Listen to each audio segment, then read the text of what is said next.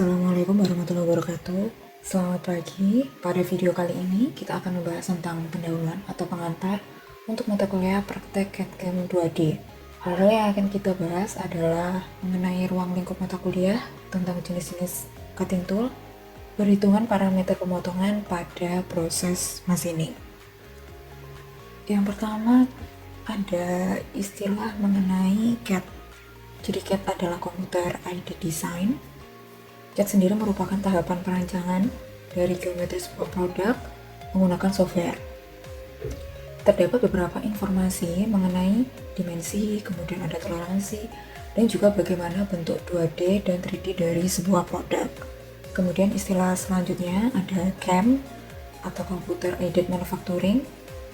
Jadi CAM sendiri merupakan proses manufaktur yang dibantu dengan komputer.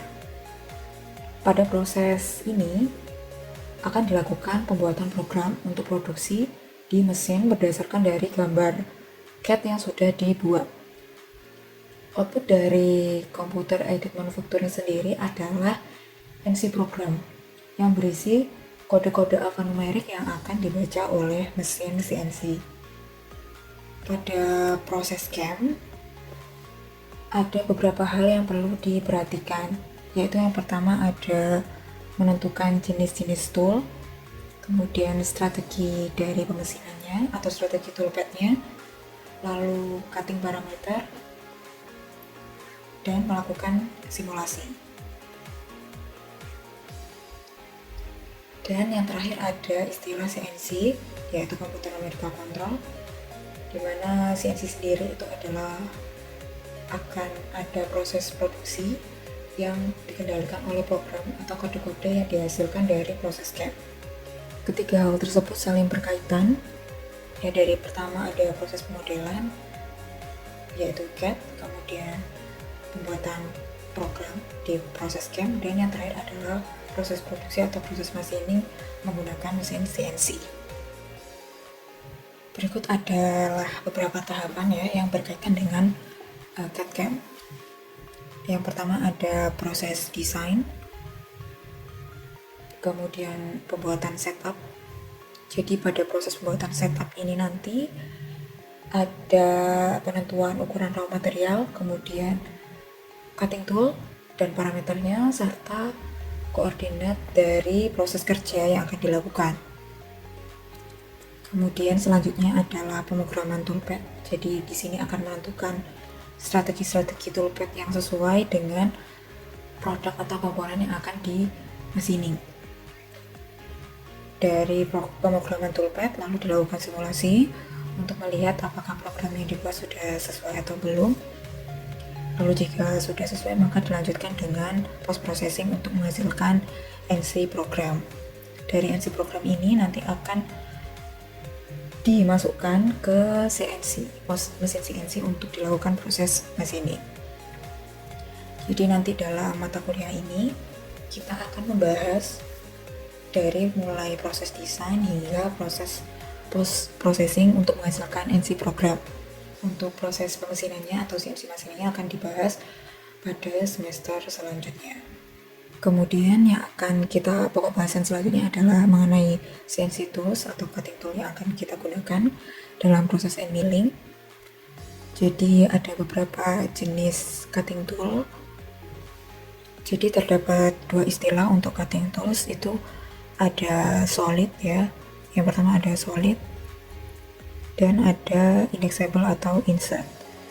Jika solid itu dalam cutting tool dalam satu kesatuan yang utuh. Kalau insert itu adalah terdiri dari tool holder dan mata potong, atau istilahnya adalah insert. Nah, untuk cutting tool yang solid itu terdapat alur helix atau flute ya. Terdapat istilah flute, yaitu alur helix, dan setiap flute itu memiliki satu mata potong. Jadi kalau terdapat istilah 2 flute atau 3 flute dan 4 flute ini, berarti ini ada 2 mata potong. 3 flute ini berarti istilahnya adalah 3 mata potong, dan 4 flute ini ada 4 mata potong. Sedangkan untuk insert atau indexable itu kan terdiri dari tool holder dan mata potong. Jadi yang putih ini adalah tool holder dan ini adalah mata potong. Tool ini mata potongnya bisa dilepas pasang. Nah, ini untuk kegunaannya ya, biasanya kalau untuk indexable ini itu bisa untuk face milling. Jadi kalau indexable tadi seperti yang saya sampaikan bahwa toolnya terdiri dari tool holder dan juga mata potong ya. Jadi ada tool holder dan ada mata potong. Kalau untuk yang kedua ini end mill yang solid itu dalam satu kesatuan utuh, di mana ada istilah float ya, di mana satu float itu terdiri dari satu mata potong. Jadi kalau misalnya ada 4 float berarti ada 4 mata potong. Kemudian untuk hole making itu bisa dengan salah satunya adalah twist drill yang sering digunakan. Ini adalah beberapa jenis dari end milling, khususnya yang solid ya, yang sering digunakan. Jadi ada flat, ada bull nose, ball mill, ball nose juga bisa disebut ball nose, kemudian chamfer dan engrave. Nah, ini yang membedakan itu adalah yang ada di setiap ujung ini ya, di setiap ujung-ujung dari cutting toolnya. Pertama ada flat end mill. Jadi ini adalah flat end mill ya, sering digunakan pada proses milling untuk menghilangkan material, untuk menghaluskan permukaan baik secara vertikal maupun horizontal. Kemudian yang kedua ada bull nose. Ya, kalau bull nose di sini itu perbedaannya dengan flat end mill adalah di sini ada radiusnya. Biasanya radiusnya cukup kecil ya, jadi bisa 0,2 mili atau mungkin 0,1 mili. Jadi di sini ada radiusnya, sehingga ketika melakukan proses pemesinan menggunakan pahat ini atau cutting tool ini, di sini nanti akan meninggalkan sisa radius.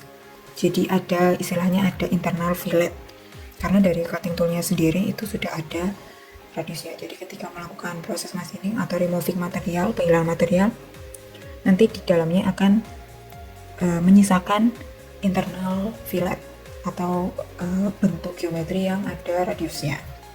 Oke, yang selanjutnya ada ball nose.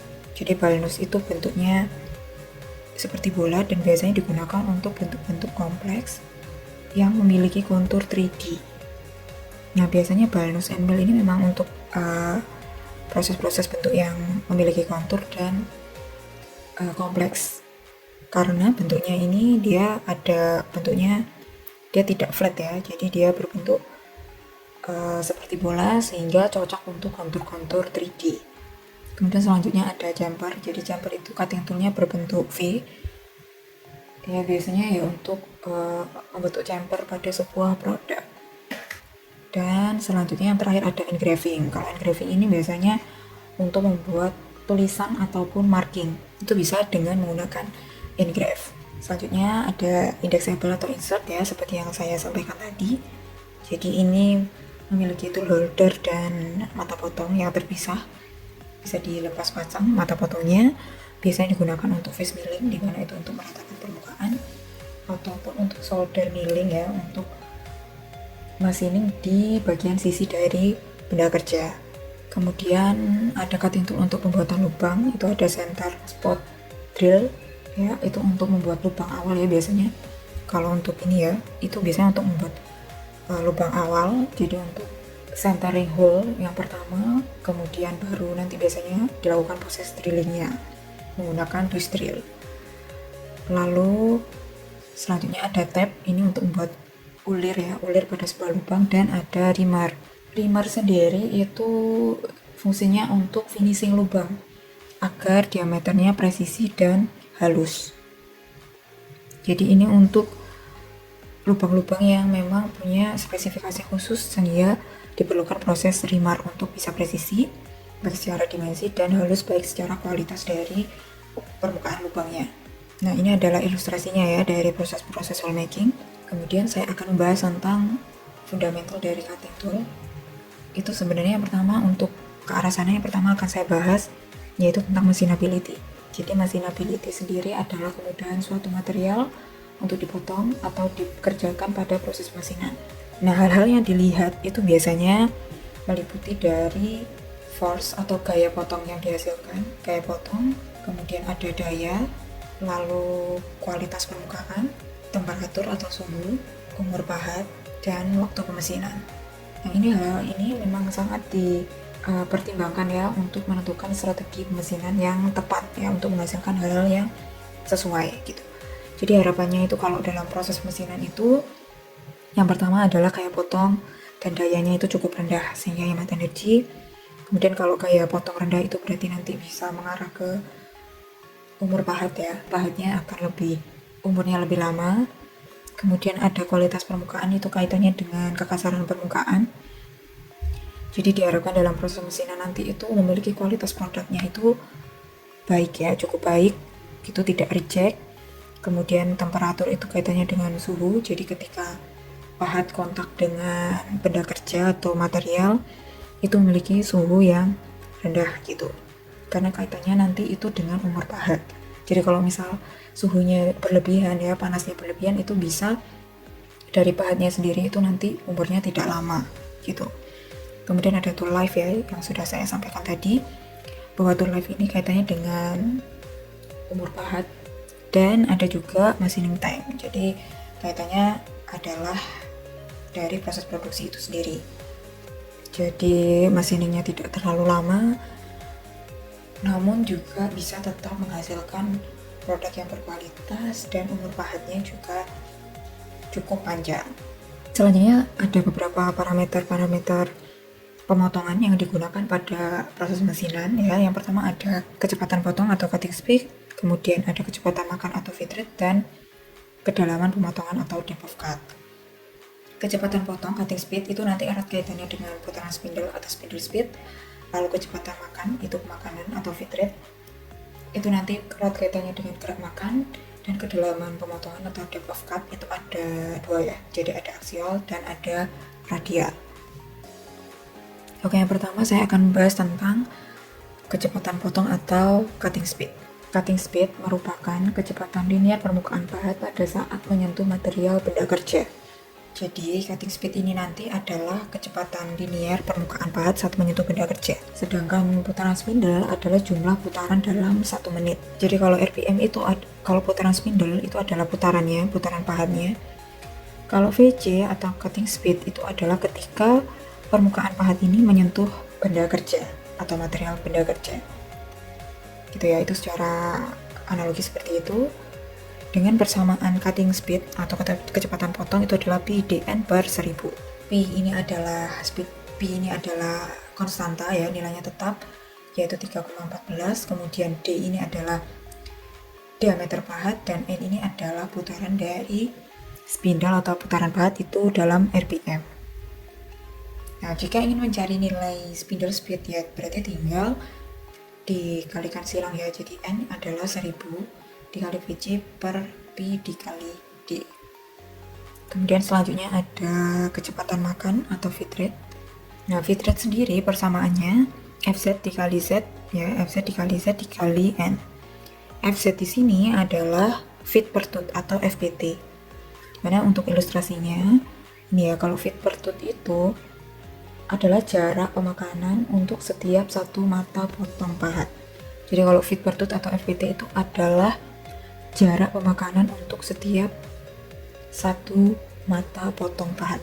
Jadi ini jarak pemakanan untuk setiap satu mata potong pahat itu adalah FPT ya, jarak pemotongan untuk setiap satu mata potong pahat. Sedangkan feet per revolution atau F itu adalah jarak pemakanan untuk setiap satu putaran pahat.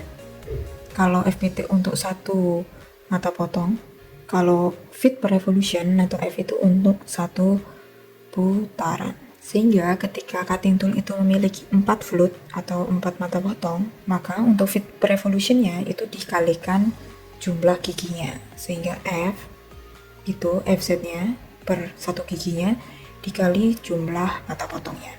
Jadi persamaan F ini itu dihasilkan dari FZ dikali Z. Oke, saya ulangi ya untuk khususnya untuk kecepatan makan. Jadi kecepatan makan itu persamanya adalah Fz dikali Z dikali N, dimana Fz itu adalah feet per tooth atau FPT. Nah, untuk FPT itu pengertiannya adalah jarak pemakanan untuk setiap satu mata potong pahat. Jadi untuk jarak pemakanan untuk setiap satu mata potong pahat. Nah, untuk persamaan kedua Fz itu juga bisa dicari dengan persamaan F dikali N, dimana F ini adalah feet per revolution. Nah, feet per revolution itu adalah jarak pemakanan untuk setiap satu putaran pahat. Nah, untuk mencari nilai F ini itu adalah dengan Fz dikali Z. Ini ya, Fz dikali Z.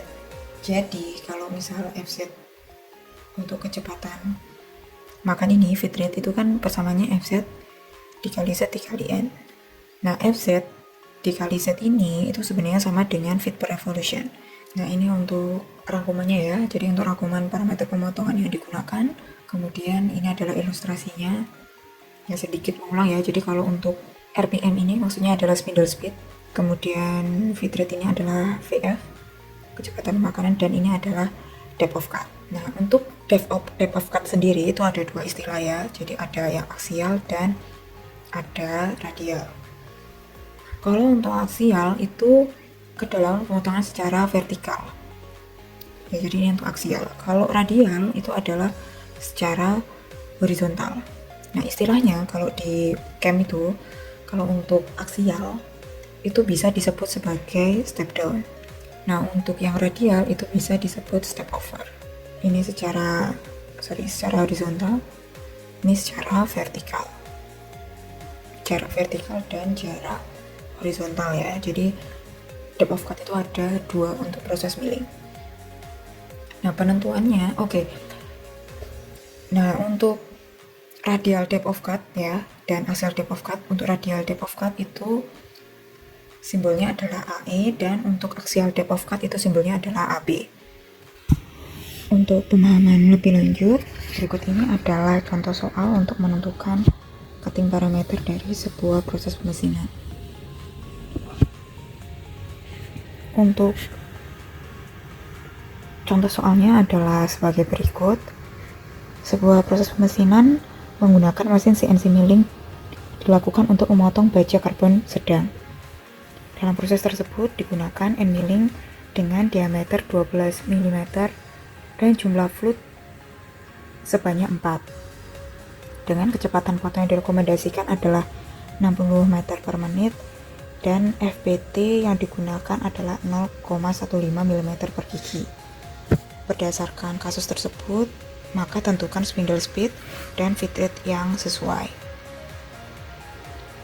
Berdasarkan dari kasus tersebut ya yang ada dalam contoh soal, itu diketahui bahwa diameter toolnya 12 mili, kemudian dengan jumlah flute atau Z-nya adalah 4, dengan kecepatan potong atau VC, cutting speed-nya adalah 60 meter per menit, dan FPT atau FZ-nya feet per tooth senilai 0,15 mm per gigi. Yang pertama adalah menghitung nilai dari spindle speed. Untuk persamaan dari spindle speed adalah N sama dengan 1000 VC per Pi dikali D. Untuk VC-nya adalah 60, Pi-nya 3,14, dan diameter toolnya adalah 12. Sehingga dari operasi matematika diketahui nilai spindle speed-nya adalah 1592 rpm. Kemudian setelah menentukan spindle speed, dilanjutkan untuk menentukan feed rate atau kecepatan pemakanan atau VF. Nah, persamaan untuk menentukan VF adalah Fz dikali Z dikali N, di mana Fz adalah FPT, feet per tooth-nya 0,15, kemudian jumlah giginya atau jumlah mata potongnya adalah 4, dan nilai spindle speed-nya berdasarkan dari perhitungan sebelumnya adalah 1592 rpm. Sehingga dari perkalian tersebut dihasilkan nilai feed rate-nya adalah 955 mm per menit. Jadi ini adalah contoh soal untuk menentukan nilai spindle speed dan kecepatan pemakanan yang diperlukan dalam operasi pemesinan tertentu. Sekian materi yang saya sampaikan untuk hari ini. Sampai jumpa pada materi-materi selanjutnya. Wassalamualaikum warahmatullahi wabarakatuh.